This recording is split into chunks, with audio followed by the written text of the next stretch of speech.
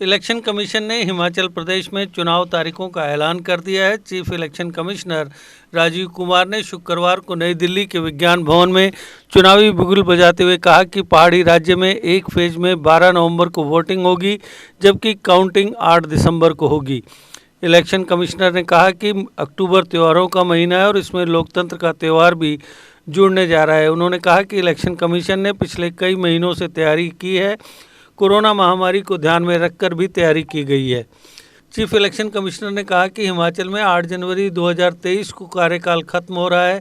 68 सीटों पर कुल 55 लाख वोटर्स हैं। इनमें से 15 लाख वोटर्स बैलेट के जरिए मतदान करेंगे। 1.6 लाख वोटर्स पहली बार वोट डालेंगे। राजीव कुमार ने कहा कि वोटर लिस्ट का पब्लिकेशन हो चुका है, नए वोटर्स जोड़े गए हैं, खामियों को दूर किया गया है, शहरों में वोटिंग बढ़ाने के लिए जागरूकता अभियान चलाया गया है।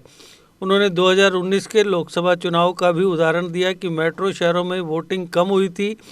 सभी विधानसभा क्षेत्रों में उन क्षेत्रों में वोटिंग बढ़ाने की कोशिश की जा रही है जहां पहले वोटिंग कम होती रही है। चीफ इलेक्शन कमिश्नर ने कहा कि यदि किसी के पास वोटर कार्ड नहीं है तो भी दूसरे अन्य डॉक्यूमेंट्स के सहारे वोट डाल सकते हैं।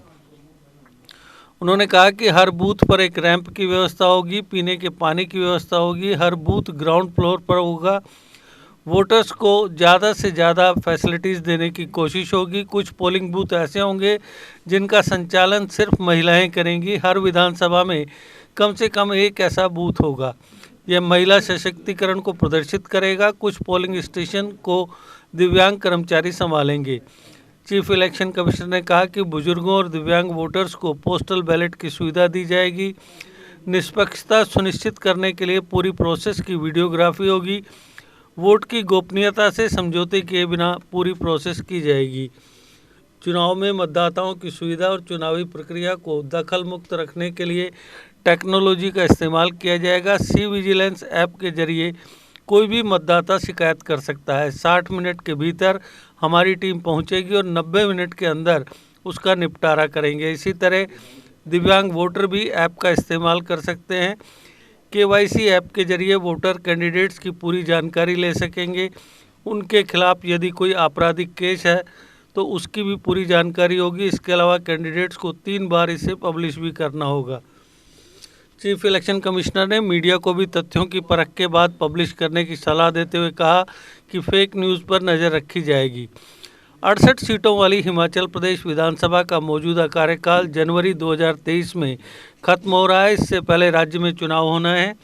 2017 के विधानसभा चुनाव में भारतीय जनता पार्टी ने 44 सीटों पर जीत हासिल की थी, तो कांग्रेस को 21 सीटों पर जीत मिली थी। 3 सीटें अन्य के खाते में रही। Deshbhagat university Punjab courses offered: PhD, postgraduate, undergraduate, PG diploma, certificate. Contact us for admissions.